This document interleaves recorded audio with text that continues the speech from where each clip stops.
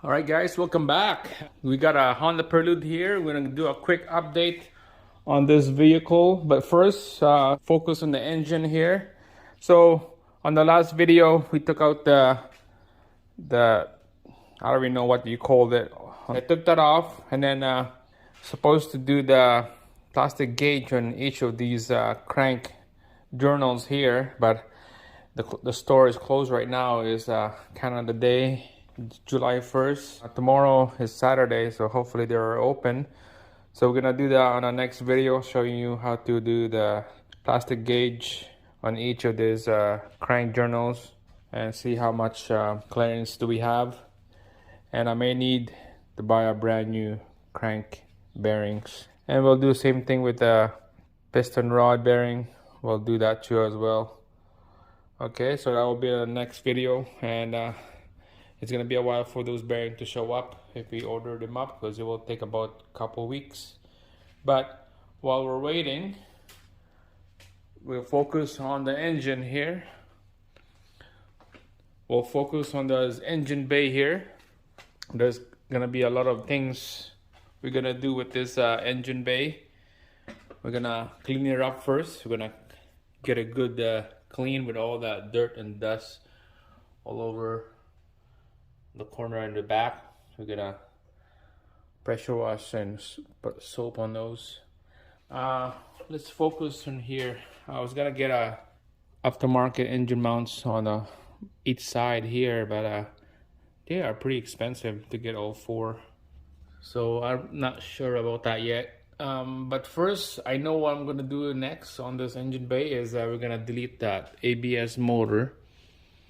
I got a good feeling of the replacing that, I don't even know what you call that thing, equalizer. What you're gonna need is a 4-port outlet and 2-port inlet. So basically you get those from a Civic, from a CX, DX, LX, my god, there's lots, EX and SI. You get those equalizer thingy, whatever you call that thing is. So we're gonna replace those 4 outlet port, because this one is just a 2 outlet and then 2 inlet, because there's the ABS motor.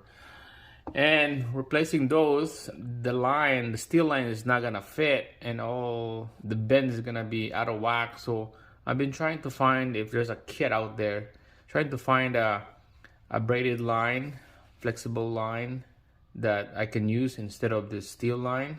Or worst case, if I can't find those braided lines, I would probably just use these, bend them and flare them to fit to my needs. So that's the worst case that I could happen, is make my own, bend them and flare it. I'm just gonna clean all this up, whatever that I don't need, gonna clean it. This here kinda had a semi-tuck wire on this engine bay here. This is a good time to do the tuck. I'm gonna put this inside the cab in the glove box. All this wire, I'm gonna pull everything back inside so that you have less wire coming out of the engine bay. Everything here is gonna be tucked behind the firewall underneath the dash, so it's gonna be nice. Everything is hidden. All right, it's gonna show you where that wire is gonna come out. So basically, way down there, we have to unhook that fuse block and feed the wire from that hole. And when those wires going into those holes, you could run it behind the dash. You have to take out this glove box so that you have a lot of area to work with. And then you can put the fuse block in here and attach your wires. Or what you could do is, I think it would be the best good idea, is having it behind this compartment right here for the airbag. You're gonna have to take out this airbag, gut it out, take the airbag behind this panel right here, so that you have lots of room behind that panel, and you can put your fuse block in here. So it's gonna look sick, and you could open it in and out with this thing instead of having it right here, that looks kind of weird. I don't know. It's gonna move things around in there, but I think it's gonna look nice when you have it on passenger airbag, and it's gonna be nice and tucked, solid. You could probably put like a latch or something like that so that you could flip it open and close. That's gonna be the next thing I'll do when I do the engine bay. I'm gonna add a couple more gauges on this Prelude. On here, I got the wideband, I got the boost, and I got the meth right there. AEM brand. I was gonna order the glow shift gauge. I'm gonna put it on the A-pillar, and they're just like same thing as my RX-7 when I did the video. Check that out, guys. On that RX-7, I did the boost and oil pressure gauge on that one. So I'm gonna do oil on that, coolant, who knows. We'll make a video on those, and make sure to follow the channel and like the video. All right, let's go to the front. Pretty much that's about it. Gonna give a good nice and shine on the engine bay. And oh yeah, the traction bar, my god, they are expensive. Fab, this place in US, Fab something, yeah, they are like about $700 or $800. I was about to pull the trigger and get one, but you had to buy it in groups. They have groups buy that every who knows, 1 or 2 a year. They have group buy, and you have to be on the list. Put your deposit in, and they will make you a set. So that's what's going on with this Honda Prelude, guys. The transmission is chilling. We're gonna be changing the axle seal on these, and you know what, this came in from the mail. I got the clutch stage 3. Check those out, okay? That's gonna be on the who knows when, on the next video when I put the transmission to the engine. I'm gonna do a video with that stage 3 clutch with a 6-box disc. So I'm gonna stay tuned on that, and I can't remember what brand, but just keep an eye on that video. DIY on that clutch. There's that bearing that I'm gonna replace here.